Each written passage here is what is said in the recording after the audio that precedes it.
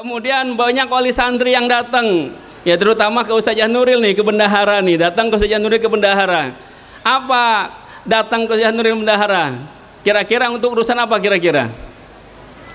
Memohon keringanan. Waduh, ini ekonomi lagi surut, usaha lagi susah. Akhirnya kita nggak bisa bayaran tepat waktu, akhirnya kita nggak bisa ini, nggak bisa itu. Ini banyak, sangat banyak. Jadi Indonesia sekarang dalam kondisi yang ya luar biasa, harus bersabarnya di bidang ekonomi. Ya. Alhamdulillah, ya kita masih bisa membangun. Alhamdulillah kita masih bisa memperbaiki fasilitas di pesantren Modern Ummul Qura Islami. Alhamdulillah kita masih bisa membayar semua karyawan, digaji semuanya, bahkan dikasih THR, bahkan dikasih zakat oleh Pak Kiai. Masya Allah, luar biasa. Pesantren Modern Ummul Qura Islami ini pesantren yang penuh keberkahan. Tandanya apa? Pesantren yang penuh keberkahan.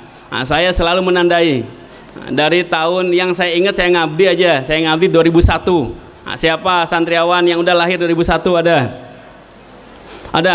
Kelas 6 yang udah lahir 2001 ada? Enggak ada. Ya, santri putra, santri putih ada enggak yang lahir 2001?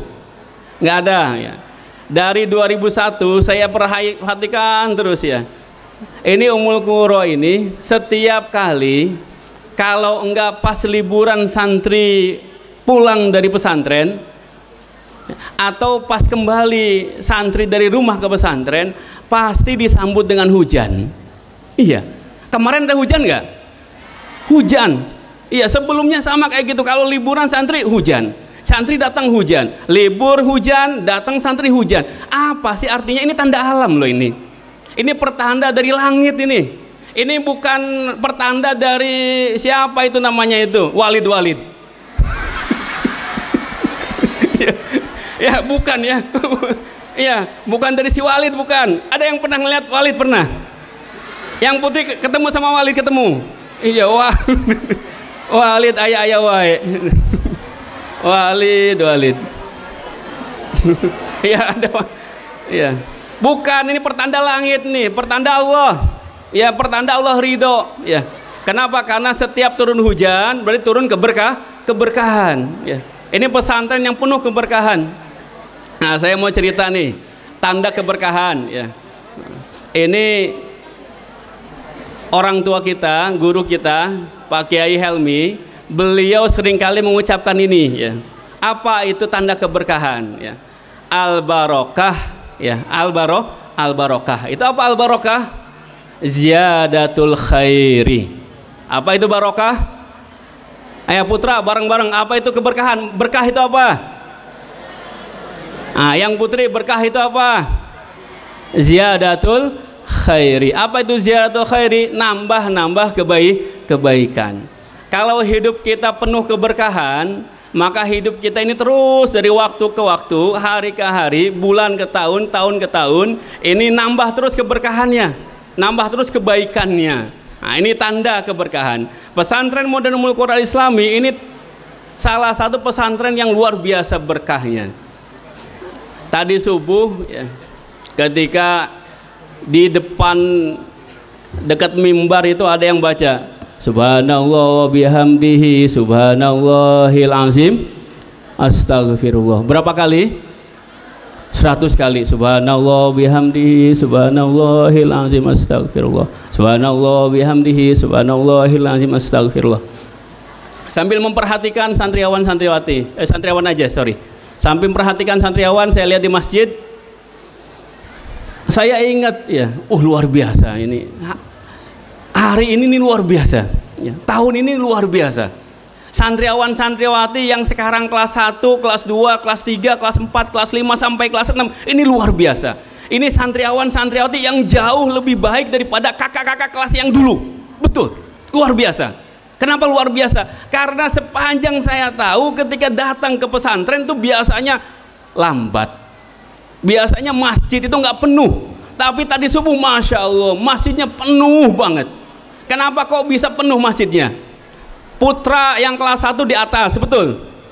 Iya, yang kelas 2 sampai kelas 6 di bawah ini Masya Allah udah penuhnya luar biasa. Ustadznya juga penuh, alhamdulillah. Iya, Ustadz Rijal, ustadznya penuh ya. Dihitung ada lebih dari 20 ya. Ya lebih 20, Masya Allah. Coba ustadz-ustadznya juga luar biasa. Ustadz-ustadznya yang saya lihat ya, ustadznya saya nggak tahu. Ustadz-ustadznya luar biasa. Banyak yang jamaah juga, Masya Allah. Ini nih good starting ini, ya. The good beginning ini bagus, ini luar biasa. Permulaan yang luar biasa. Makanya ketika itu saya langsung ingat. Ini boleh diingat ya. Saya akan cerita, ada dulu satu daerah, ya. Satu daerah kecil. Daerah kecil dan daerah tempat nelayan. Saya tanya, kira-kira kalau daerah nelayan itu daerah kaya apa daerah miskin? Miskin ya, daerah nelayan. Ada daerah kecil, daerah nelayan di pinggir pantai. Ini daerah yang kumuh. Sekitar tahun 1930-an ya. Ini masih dikuasai oleh Inggris. Siapa yang berkuasa? Inggris, dikuasai oleh Inggris ya. Dan oleh seorang insinyur Inggris. Kalau ada yang tahu Kebun Raya, tahu Kebun Raya? Kebun Raya ada di mana? Di Bogor ya. Yang buat Kebun Raya itu siapa? Ini nenek moyangku. Ya. Jadi yang bikin Kebun Raya itu bukan orang Belanda, ya. Bukan orang Jepang, ya. Tapi yang bikin Kebun Raya itu orang Inggris. Karena di sepanjang 340 tahun sekian Indonesia dijajah, itu salah satunya pernah juga Inggris datang ke Indonesia, tapi sebentar. Walaupun sebentar, kalau Inggris itu bikin sesuatu yang bagus. Nah, dia bikin kebun raya. Siapa pendirinya? Namanya Thomas Stamford Raffles, ya. Sir Thomas Stamford Raffles. Raffles ini ketika datang ke Singapura, dia ngelihat desa nelayan tersebut. Kemudian dia langsung berpikir, ini nih harus dirubah desa nelayan ini. Kalau terus-terusan menjadi desa nelayan, ini rakyatnya nggak bakal sejahtera, akan terus-terusan di bawah garis kemiskinan. Maka Raffles dia dengan visinya merubah desa nelayan menjadi pelabuhan. Dirubah jadi apa? Pelabuhan. Akhirnya ini menjadi pelabuhan dan mulai didatangi oleh kapal-kapal. Kalau nelayan, kapalnya kapal penambat ikan, hanya nangkap ikan aja kalau nelayan. Tapi kalau udah pelabuhan komersil, yang datang nih kapal-kapal yang bawa barang dari berbagai negara, menjadi tempat transit, tempat singgah, sehingga ramai pelabuhan ini. Membuka lapangan kerja, meningkatkan ekonomi di tengah masyarakatnya. Tapi tahun 1942 terjadi Perang Dunia Kedua. Perang Dunia Kedua di mana Jepang itu menguasai Asia.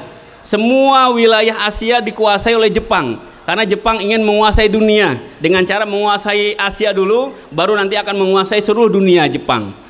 Termasuk Indonesia juga tahun 1942. Dan ini nih daerah yang kecil ini ya, yang tadi desa nelayan ini juga sama dikuasai oleh Jepang dan Masya Allah menjadi daerah yang sangat-sangat menyedihkan. Banyak orang yang disuruh kerja paksa, kalau di kita namanya romusa. Dan banyak yang mati, banyak yang kelaparan, sehingga yang tadinya udah mulai mengembang tahu-tahu kembali surut dan bahkan masuk ke titik nadirnya ya, daerah ini. Kemudian tahun 1950-an ini kembali diambil oleh Inggris dan akhirnya Inggris memberikan kemerdekaan kepada daerah ini ya. Nah, kemudian dipilihlah pendiri, muassis. Pendiri itu apa? Pendiri bahasa Arabnya apa? Muassis ya. Ada pendiri dari negara ini namanya Mr. Lee Kuan Yew. Siapa namanya? Mr. Lee Kuan Yew. Mr. Lee Kuan Yew ini luar biasa, pejuang hebat, Masya Allah luar biasa. Beliau memikirkan betul masyarakatnya. Beliau betul-betul memikirkan bangsanya, negaranya, bagaimana supaya yang tadi kecil ini menjadi hebat, menjadi luar biasa.